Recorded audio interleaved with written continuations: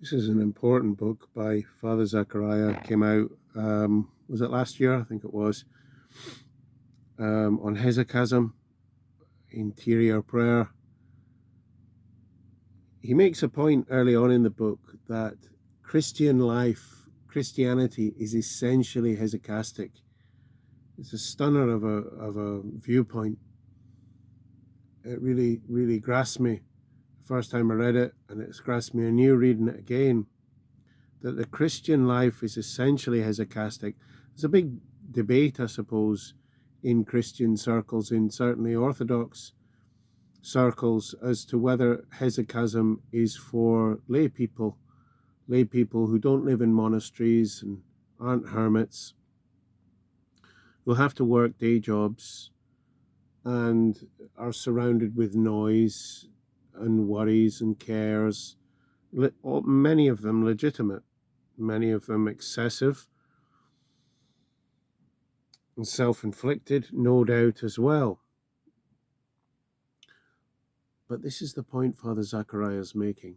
The Christian life is essentially hesychastic. It's built into the cosmos, the fiber of the cosmos, with the Sabbath. The Sabbath, every Sunday, every Saturday with the Jews, you will have this day of rest, this day of the Lord. And in this you will do no work. And you will find your rest in me.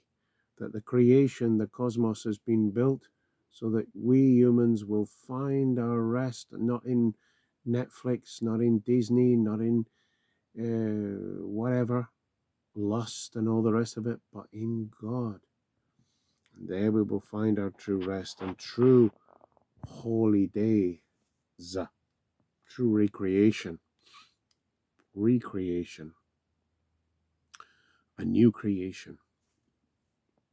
So, another bit that I just want to comment on right now in this book is on page 64, where Father Zachariah makes a point that many often wonder how it is possible to avoid sin in our times when we are surrounded by temptations from all sides.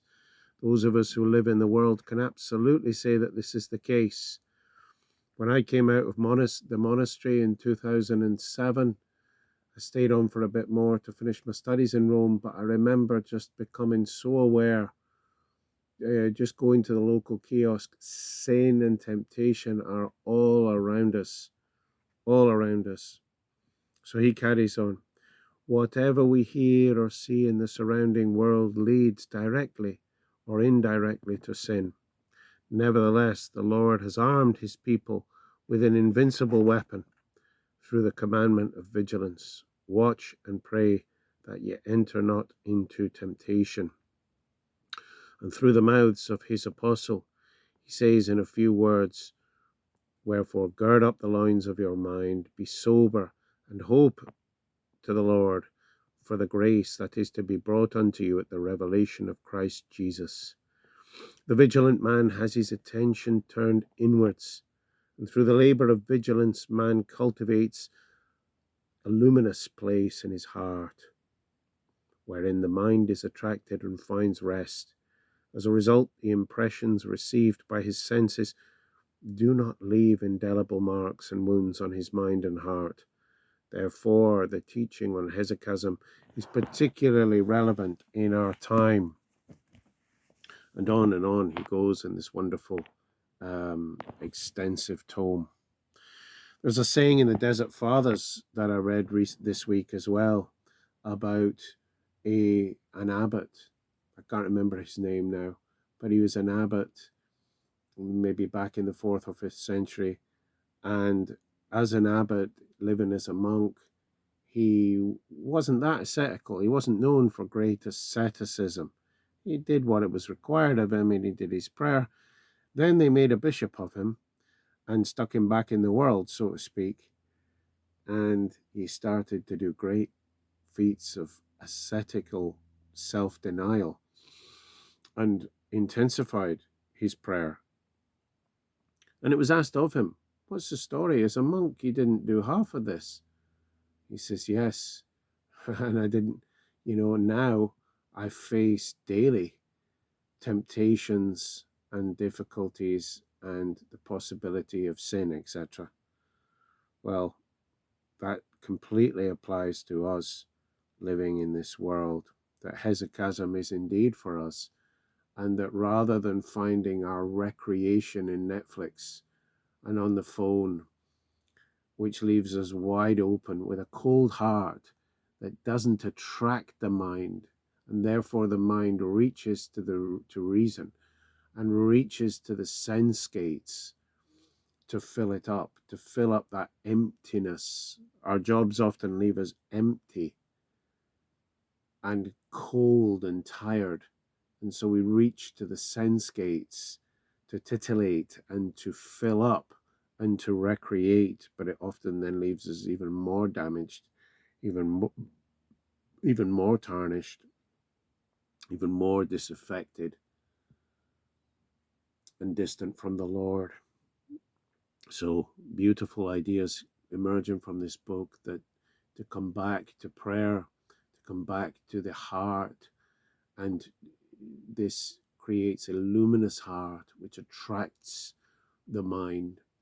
And when the mind and the heart are united, they find there is true rest in the Lord, true recreation, true new creation, true spiritual rebirth. But I think, you know, this isn't the labor of 5 minutes. It's not, oh, I've tried that a couple of times and it didn't get there. Tried that a few times and I went back to my old ways.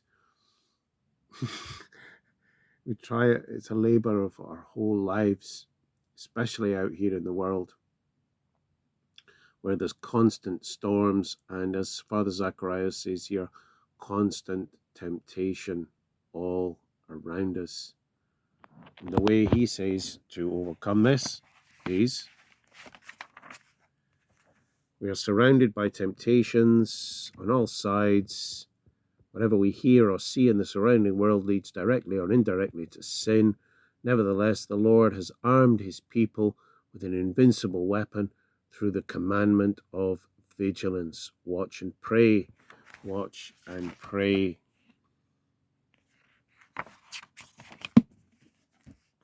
There you go. There's the ISBN available from the Essex Monastery website. God bless.